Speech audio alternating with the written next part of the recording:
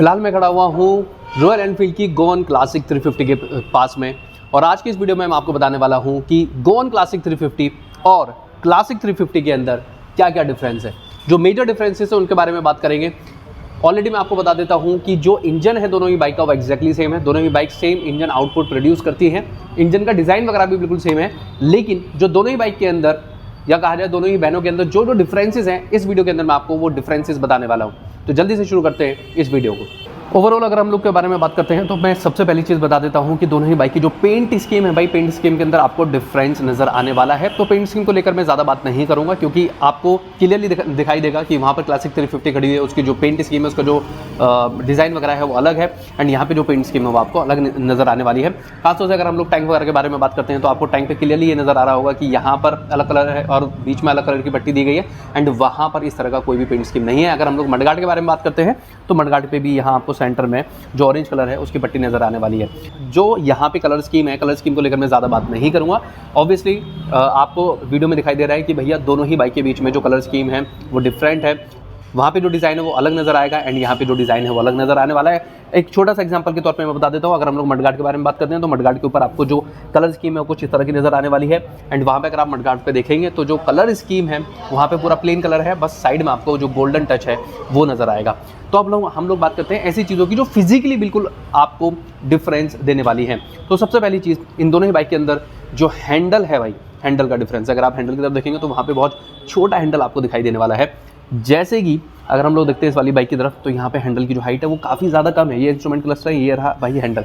अगर हम लोग इधर देखते हैं तो ये इसका इंस्ट्रूमेंट क्लस्टर और हैंडल काफ़ी ज़्यादा ऊंचा है। तो ये सबसे बड़ा डिफरेंस है, सबसे पहला डिफरेंस है इन दोनों ही बाइक के बीच में, कि यहाँ आप ज़्यादा रिलैक्स होकर बैठ सकते हैं। जो आपके हाथ हैं वो काफ़ी हद तक शोल्डर हाइट पर ही रहेंगे, आपको नीचे की तरफ लाने की ज़रूरत नहीं है, जो कि यहाँ पर आपको थोड़ा सा नीचे होकर हैंडल को पकड़ना पड़ेगा। यानी कि जो राइडिंग पोस्चर है वो यहाँ आपको ज़्यादा रिलैक्स फील होगा। दूसरी चेंज की अगर हम लोग बात करते हैं, छोटा सा ही चेंज है, आपको अफेक्ट तो नहीं करेगा, लेकिन अगर आप यहाँ पर देखेंगे तो इसका जो मड गार्ड है वो यहाँ पे मेटल का है और यहाँ आकर ख़त्म हो जाता है। नीचे का जो पोर्शन है वो इसमें प्लास्टिक वाला दिखाई देगा, जबकि इसका जो मड गार्ड है अगर हम लोग बात करते हैं तो पूरा मेटल का है, एंड नीचे तक पूरा का पूरा आपको मेटल ही दिखाई देगा। वहाँ पर किसी भी तरीके का कोई भी प्लास्टिक का पोर्शन नहीं नज़र आने वाला है। एंड इसको होल्ड करने के लिए जो मेटल है यहाँ पे यूज़ किया गया है, ये वाली जो पट्टी है, इस तरह की ये पट्टी यहाँ पर आपको दिखने वाली है। तो इस तरह की कोई भी पट्टी आपको इधर नहीं नज़र आने वाली है। फिर हम लोग बात करते हैं टायर्स को लेकर, तो टायर्स की तरफ ध्यान देना। वैसे ये टॉप मॉडल है, मैं फिर भी बताता हूँ आपको। टॉप मॉडल के अंदर ही आपको ये स्पोक व्हील दिखाई देंगे। इन स्पोक व्हील के अंदर आपको क्या नज़र आने वाला है कि ये जो स्पोक्स है ये बाहर की तरफ लगे हुए हैं। अगर आप ध्यान देंगे अंदर यहाँ सेंटर में लगते हैं वैसे जो स्पोक्स होते हैं, लेकिन यहाँ पे स्पोक्स सेंटर में नहीं है, बाहर की तरफ है, जिसकी वजह से इसके अंदर जो टायर है वो स्पोक व्हील होने के बावजूद भी ट्यूबलेस लगाया गया है। वहीं यार यहाँ क्लासिक 350 के अंदर जो स्पोक व्हील है वहाँ पे आप देखोगे कि सेंटर के अंदर स्पोक लगे हुए हैं, जिसकी वजह से यहाँ पे जो टायर है वो आपको सिंपल ट्यूब टायर नज़र आएगा। ये फ्रंट को लेकर बात हुई, जहाँ पे मैंने हैंडल के बारे में बताया है और टायर के बारे में बताया। अब हम लोग बात करते हैं दूसरे चेंज के बारे में, जो है सीट। अगर आप यहाँ सीट की तरफ देखेंगे, पहली चीज़ मैं बता देता हूँ कि ये जो बाइक है, क्योंकि एक बॉबर मशीन है तो ये सिंगल सीट के साथ में आती है। ये जो आपको एक्स्ट्रा पीछे की तरफ सीट दिखाई दे रही है, पिलियन वाली सीट, ये इस बाइक के साथ में नहीं आती है, लेकिन आप रॉयल एनफील्ड से एक्सेसरीज़ के तौर पर इसको लगवा सकते हैं। एक्स्ट्रा पे करना पड़ेगा उसके लिए आपको। तो यहाँ पे जो सीट है उसका डिज़ाइन अलग है, साथ ही जो सीट हाइट है भाई वो है सिर्फ 750 mm की। यहाँ एक बार देख लो, 750 mm सीट हाइट के साथ में ये बाइक आपको मिलने वाली है। वहीं अगर हम लोग बात करते हैं क्लासिक 350 को लेकर, तो यहाँ पे जो सीट है उसका डिज़ाइन आपको पहली चीज़ अलग नज़र आएगा, अलग तरह की सीट है।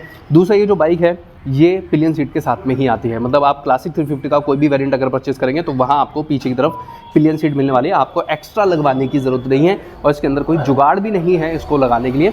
सिंपल तरीके से ये पिलियन सीट इस फ्रेम के अंदर लगी हुई है। और इस सीट की अगर मैं बात करता हूँ तो यहाँ पे सीट हाइट भी आपको ज़्यादा दिखाई देगी।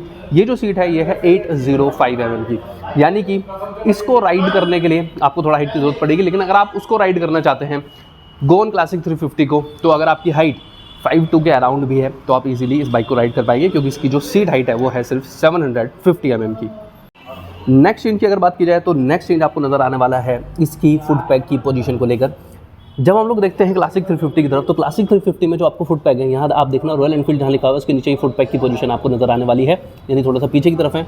वहीं अगर हम लोग बात करते हैं यहाँ पे फुट पैक की पोजीशन की, तो रॉयल एनफील्ड यहाँ पे लिखा हुआ है, यहाँ नीचे फुट पैक नहीं है, फुट पैक आगे की तरफ है, यानी कि आपको आगे की तरफ फुट पैक नज़र आने वाले हैं। ज़्यादा रिलैक्सिंग सिटिंग पोस्चर आपको यहाँ पर दिखाई देगा।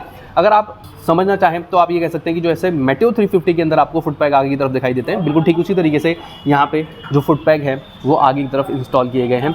ज़्यादा रिलैक्सिंग पोजीशन है यहाँ पे फुट पैग की, ये मैं बताना चाहता हूँ। लेकिन एक चीज़ यहाँ जो आपको प्रॉब्लम दे सकती है वो ये है कि जब आप अपने पैर वहाँ से हटाकर नीचे रखेंगे, जो सारा पोर्शन है एग्जॉस्ट का वो ओपन है, यानी कि यहाँ आपकी जो टांग है, जो पैर है, उसके जलने का खतरा ज़्यादा है as compare to this machine.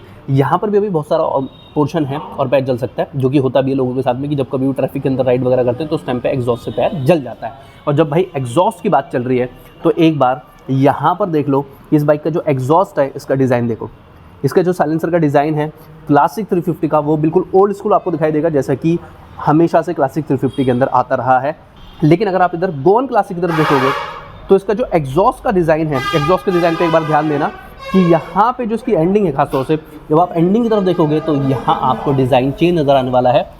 यहाँ भाई अगर आप टेल सेक्शन की तरफ देखोगे तो टेल सेक्शन पे यहाँ पे जो मडगार्ड है वो आपको पूरा आगे तक दिखाई देगा, और जो मडगार्ड की पोजीशन है वो थोड़ा नीचे है। साथ ही अगर आप इधर टेल सेक्शन पे ये टेल लैंप की तरफ देखो तो टेल लैंप को भी नीचे की तरफ लगाया गया है, ये अपना टेल लैंप और साथ में इंडिकेटर। और जो नंबर प्लेट है वो आपको और भी नीचे की तरफ दिखाई देगा जब यहाँ पे इंस्टॉल किया जाएगा रजिस्ट्रेशन प्लेट। वहीं अगर हम लोग देखते हैं क्लासिक 350 की तरफ, तो क्लासिक 350 में सबसे पहली चीज़ ये जो मडगार्ड है रियर सेक्शन पे, ये आपको ऊंचा दिखाई देगा, इसकी जो पोजीशन है काफ़ी ज़्यादा हाई है। साथ ही यहाँ पे जो आपको टेल लैंप है वो ऊंचे पर ही दिखाई देने वाला है। जो टेल लैंप है अगर आप उसके डिज़ाइन में भी देखेंगे तो थोड़ा सा डिफरेंस है यहाँ कि जो टेल लैंप है बड़ा सा दिखाई दे रहा है। इंडिकेटर भी यहाँ साइड में ही हैं लेकिन ऑरेंज कलर के हैं। एंड साथ ही अगर आप देखेंगे तो जो रजिस्ट्रेशन प्लेट है वो थोड़ा ऊंचे पर ही आने वाली है। एंड ये जो पूरा का पूरा मडगार्ड है वैसे है आगे तक, लेकिन पूरा क्लियरली विजिबल नहीं है क्योंकि ऊपर की तरफ यहाँ पर आपको सीट नज़र आने वाली है।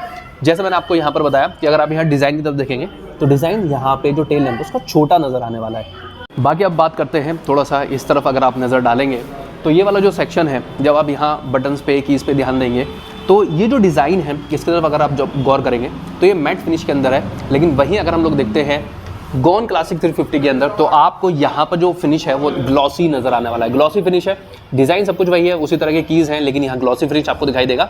ये कुछ बेसिक डिफरेंसेस हैं जो दोनों के अंदर आपको मिलने वाले हैं, यानी क्लासिक 350 के अंदर और गोवन क्लासिक के अंदर आपको ये बेसिक डिफरेंस यहाँ पर दिखाई देंगे।